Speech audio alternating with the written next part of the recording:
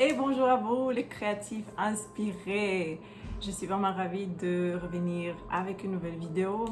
Aujourd'hui, l'inspiration est venue au fait d'un pitch de vente qui m'a été fait sur Instagram, qui manquait tellement d'empathie et de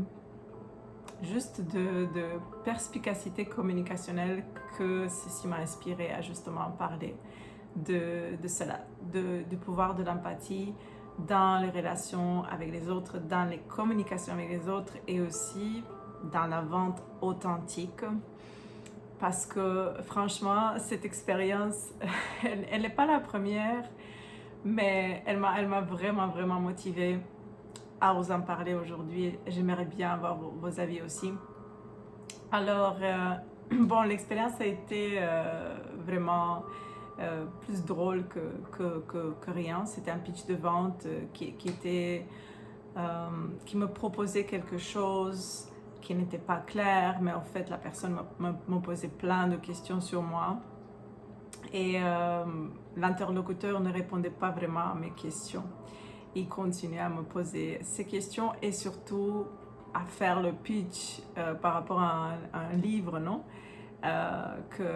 Qu'il aurait voulu que j'achète. Mais c'était tellement indirect et aussi la manque de prise de conscience de ma tonalité, puis du fait que c'est pas une conversation vraiment empathique, a été vraiment, bon, a fait en sorte que non seulement je n'ai plus interagi, mais je lui ai proposé au fait, au retour, de mon soutien. Si jamais il aimerait, je lui ai dit voilà pourquoi ceci n'a pas marché et si jamais tu voudras des astuces, je serais vraiment ravie de te les donner.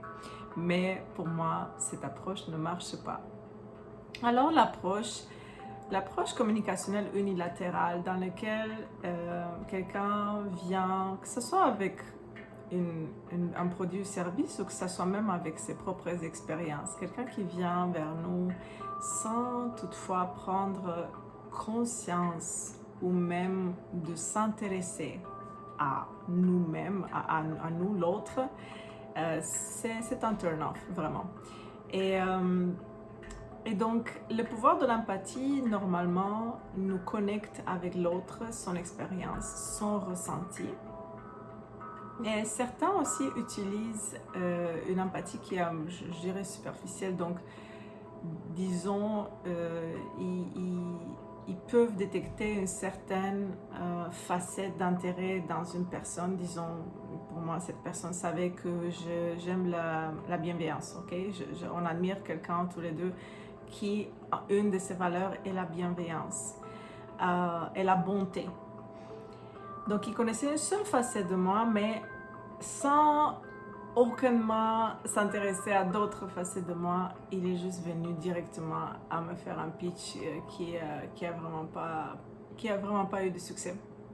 Donc, pour revenir là, au pouvoir de l'empathie, quand on parle de le pouvoir de l'empathie, je trouve que les personnes empathes, comme nous, sous-estiment en fait cette puissance de l'empathie et cette bienveillance naturelle que nous avons, parce que nous vivons souvent dans un monde où nous sommes entourés des gens qui sont très loud, non? Très assertive, très fonceurs, très apparemment confiants, je dis bien apparemment, qui expriment leurs idées, ils font la promotion de façon vraiment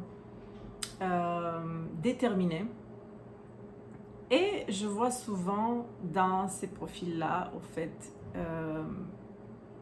que malgré le fait que ces personnes peuvent avoir des succès à vendre certaines choses ou à se faire voir, il y a une profondeur qui manque. Et cette profondeur, je pense que c'est les empathes qui peuvent la sentir vraiment, vraiment.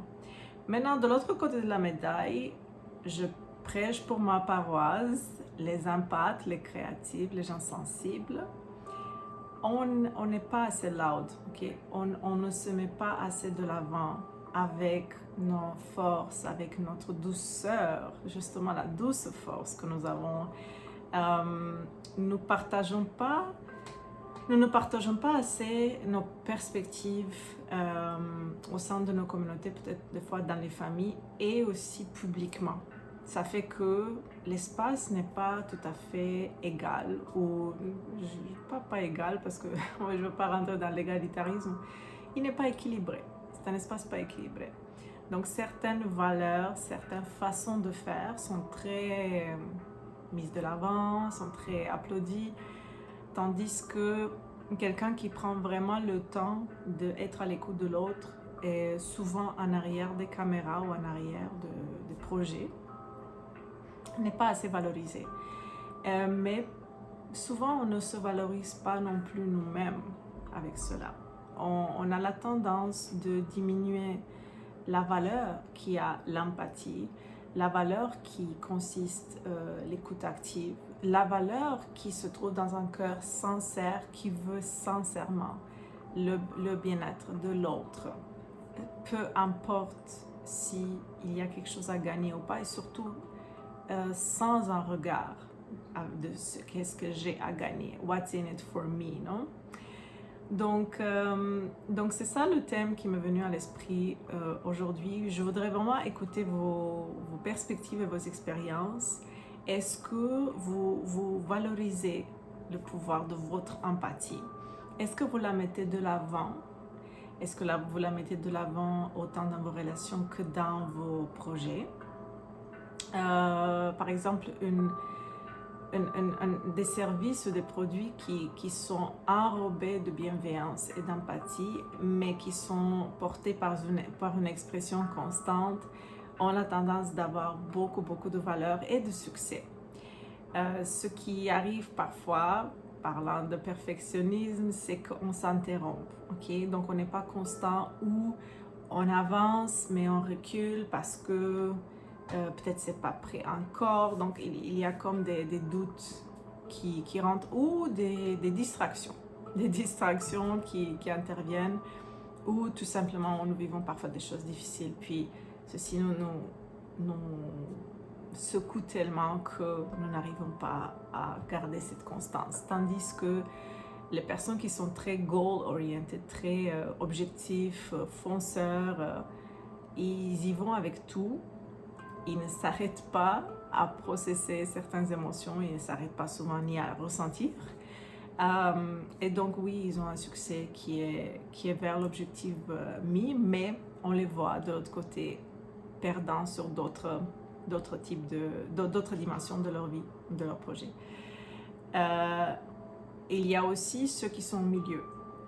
Et moi, comme je prends l'équilibre et comme j'adore aussi autant l'action que l'être, et le mariage qui peut faire une belle création qui peut faire tous les deux, donc l'action de l'être conscient, donc pas n'importe quelle action, mais une action de l'être conscient, une action d'être empathique qui est vraiment bienveillant, qui prend vraiment le temps. Donc oui, il y a des gens comme ça aussi, et c'est ça que je voudrais nous inviter à cultiver. Je voudrais nous inviter au fait à prendre un moment d'évaluer la puissance de notre empathie, la puissance de notre bienveillance, mais aussi de oser actionner avec cela. Parce qu'on n'a pas besoin d'être ni empathique puis soutenir tout le monde, mais pas soutenir notre propre projet, ni juste penser à notre projet puis passer par-dessus de tout le monde et ne pas prendre le temps d'être en relation, une vraie relation avec l'autre ou avec nous-mêmes. Il y a une voie de milieu, et cette voie de milieu peut autant nous améliorer notre vie que la vie des autres. Alors l'action empathique est ce que je nous invite à non seulement explorer, mais à inviter dans nos propres expériences. Alors voilà ce que je voulais vous partager aujourd'hui, le pouvoir de l'empathie. Puis je voulais surtout vous entendre. Avez-vous déjà eu des expériences avec des vendeurs qui veulent juste vous vendre quelque chose, qui ne vous voient même pas, ne vous entendent même pas? Avez-vous déjà eu une expérience avec un membre de la famille qui ne vous écoute absolument pas au niveau profond? Et puis, comment est-ce que vous voyez cette puissance de l'empathie de votre côté? Est-ce que vous la mettez de l'avant? Est-ce que non seulement vous la valorisez, vous savez que c'est une valeur intérieure, mais est-ce que vous la vous faites sa promotion, puis est-ce que vous l'offrez aux autres? C'est ça mes questions.